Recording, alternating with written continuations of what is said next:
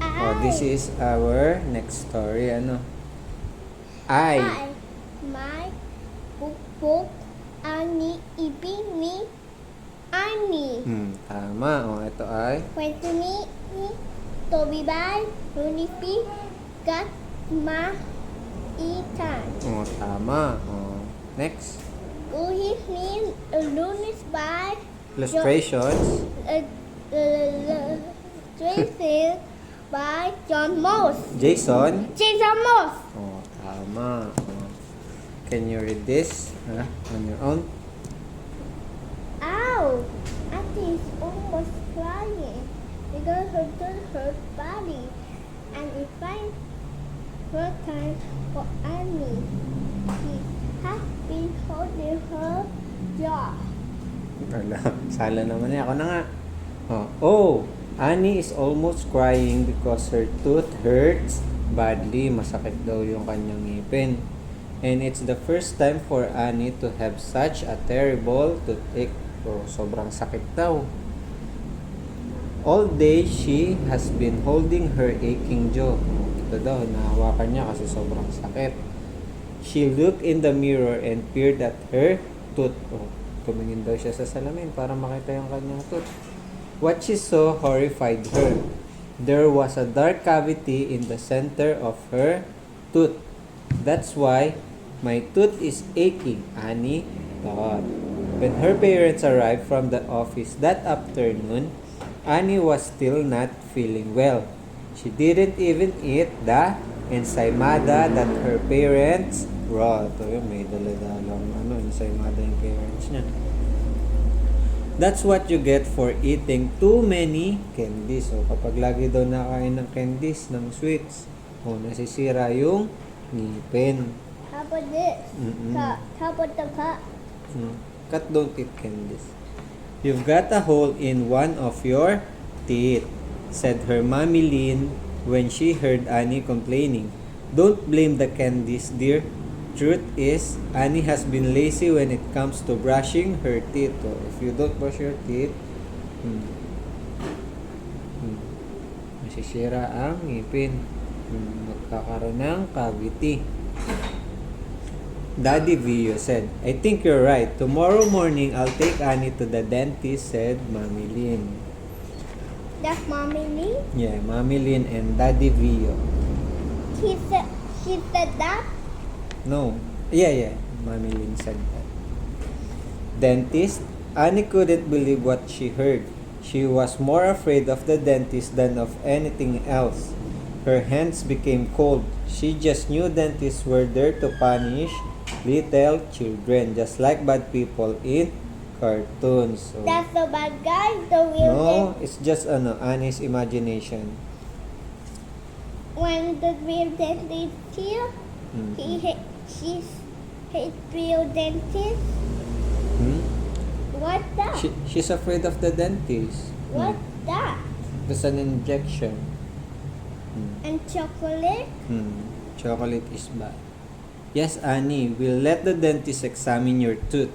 If it's decaying, perhaps he will have to pull it out. Oh no, please no, Mommy. I don't want to go, she whimpered. Annie, don't be stubborn. Dentists are friend to our teeth. No, I don't want to go to the dentist. Maybe the ache will go away, Annie cried. Annie, behave yourself. You always insist on what you want. Haven't we told you to always brush your teeth after meals? Oh, you should always brush your teeth after meals, after you eat na. Like what you are doing after you eat on your room, you brush your teeth. And you eat too many sweets. Don't you know that tooth bacteria are very active when there's sugar left on your teeth? Sugar dangerous? Yeah, it will destroy your teeth. Annie was upset. She wouldn't be persuaded to go to the dentist. Later that afternoon, she tried to act happy. She even invited her friends Nina and Joshua to come to their house. They played the hide and seek and ran races and played hopscotch in the playground. But the toothache didn't go away. Annie sat in one corner sulking. Why, Annie, are you sick? Asked her playmates. My tooth, it hurts. Can we take a look at it? Oh, there, yuck, Annie, you got tooth decay, said Nina, Annie's best friend. My uncle is a dentist and he says it's called dental caries. That's why your tooth is achy. My tooth is achy. Your tooth is not aching. Yeah. Really? Yeah, according to my uncle, the holes in our teeth come from bacteria. From what? Bacteria. The bacteria eat into our teeth and makes cavities. You should go to the dentist at once. To the dentist? Annie felt goosebumps upon hearing the word dentist. She believed that dentist was a monster. She had to be if he pulls out teeth with pliers. Yes, dentists are our friends. They help us fight the harmful bacteria in our teeth. I used to have tooth decay, you know. Really? Here, look at my gums. There used to be a tooth with dental caries. Here, yun down. I had to be very brave, Nina said. Yun na. That night, Annie hardly slept at all. Her tooth was still aching terribly. She prayed that the pain would go away. Then she looked at her tooth in the mirror again. There's really dental caries, she moaned. Then she remembered what Mommy Lynn had said. If you don't go to the dentist, your other teeth might get tooth decay. The next morning, when she woke up, the first thing Annie thought of was her tooth. I think it stopped hurting. But still, she wasn't feeling well. She stayed in her bed. She didn't want any breakfast. She didn't want to play. Annie, dear, come on, get up so we can go to the dentist, greeted her Mommy. Annie felt nervous again. Mommy, I think my tooth is okay now. It's not aching anymore. But the dentist still needs to look at it, dear. If you leave it with the hole in it, one day it will hurt again. The dentist will fix your tooth with the filling, or if he can't, he'll have to pull it out. Come along, hurry. Annie was trying not to cry. Next. Daddy Vio knew that Annie was a bit anxious about going to the dentist. You're not afraid of the dentist, are you, Annie? Oh, a little bit. Are you afraid of the dentist? No, you're brave. I'm afraid that it will hurt if the dentist wants to pull out my tooth. Well, it will hurt a bit, but not for long. Toothache is more painful than pulling a tooth out. Daddy reassured his daughter. That's right, Annie. It won't hurt for long, and when it's over, we must help you brush your teeth after every meal so you don't get any more holes in your teeth, said Mommy Lynn. After eating daw, you should always brush your teeth. At last, Daddy and Mommy persuaded Annie that she would be better if he went to the dentist.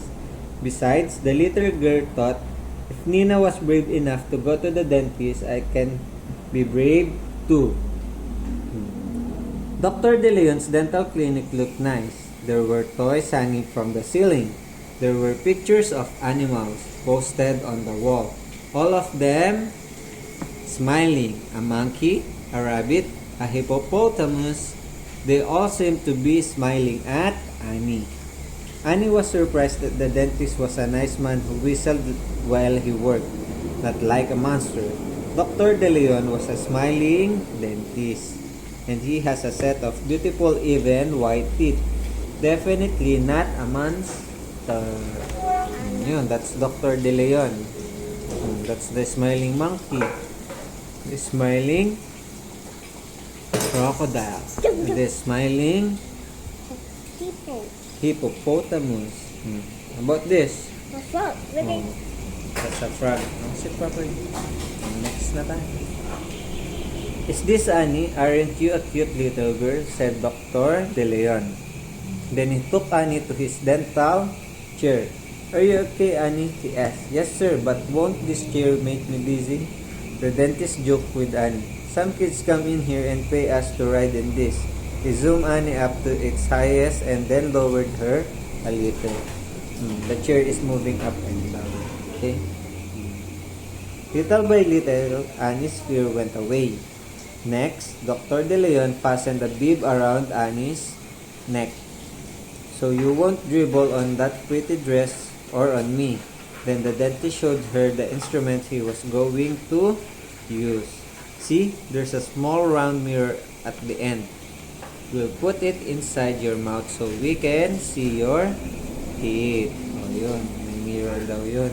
Yun, puput yun sa teeth para makita yung loob ng mouth. Dr. De Leon took a careful look at all Annie's teeth. I'll have to pull out your tooth, Annie. The bad part has got right inside your tooth. But first, I want to put your tooth to sleep. So pulling it out won't hurt. If the tooth is asleep, you won't feel any pain when I pull it out, Dr. De Leon explained. Yes, I think I want my tooth to fall asleep first, Annie said. But Annie felt nervous again when she saw the dentist's syringe. Yun, yung syringe. Tutusok.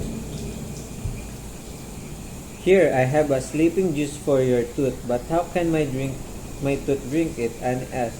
Here's a straw for the sleeping juice, pointed Dr. De Leon to the needle attached to a syringe that contains anesthesia.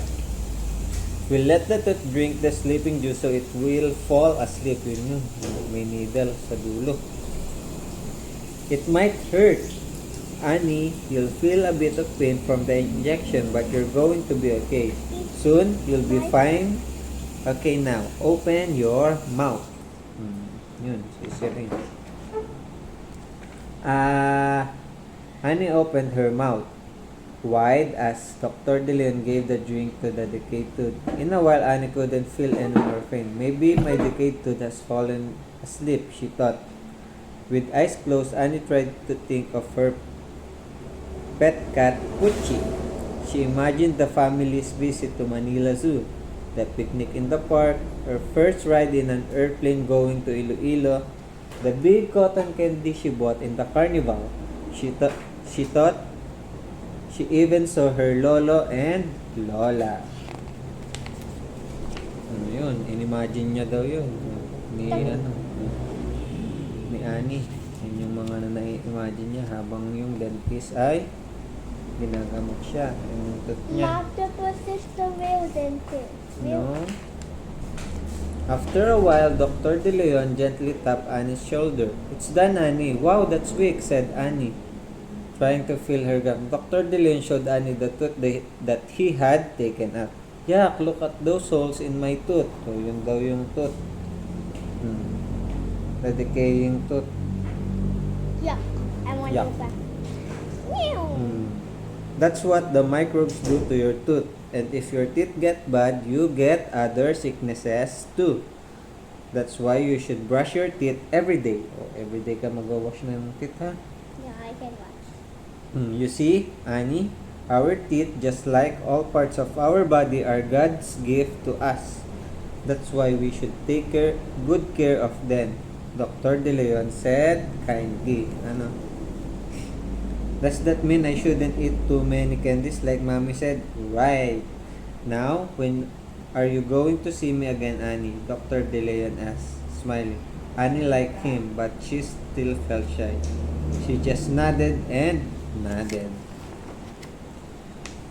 Next time, I'm going to remove the tartar when I do cleaning of your teeth.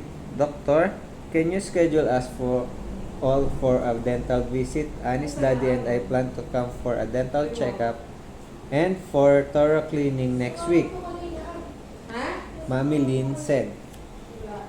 Before putting Annie down the dental chair, Dr. De Leon showed her a box full of colorful things. Yun, toys, a lot of toys. You can choose any toy you like, a prize for being brave. A new toy for me? Thank you! Yun, may toy siya kasi brave siya, oh. Pabunot siyang ngipin. On their way out, Annie whispered something to Dr. De Leon's ear. The dentist happily gave what Annie asked. What are you going to do with your tooth? Ask Daddy when he fetch Mommy and Annie. I'll keep it so that I won't ever forget to brush my teeth. Annie wink and smile. Yun yung toy na kinuha niya. Yun. For my niece, Sophia Isabel. With thanks to my sister, who's a dentist, Dr. Maria Vilma Gatmaitan de Leon. That's her name? That's the end of our story. May questions tayo, oh. Ano ang pamagat ng kwento? What? Pamagat, the title of the story. Oh, may Bukbok ang Ngipin ni Annie. Okay, tama. Oh. Next question. Sino ang sumulat ng kwento? Oh, who wrote the story daw? Rudy P. Gatmaitan. Luis P. Gatmaitan. Okay, next question. Sino ang gumuhit ng kwento? Oh, Jason Moss. Jason Moss. Jason Moss. Sino ang pangunahing tauhan sa kwento? Sino pangunahing the main character of the story? Annie nagdating on her mom and her dad. Annie, dentist, her mom, and her dad. Okay, that's right. Sa kwentong narinig, sino ang kinakitaan mo ng iyong sarili? Who looks like you? Annie. Why? Because she's so pretty. She's so pretty. You looks like Annie because? She looks like me. She looks like you because nga. Why? Because you always brush your teeth.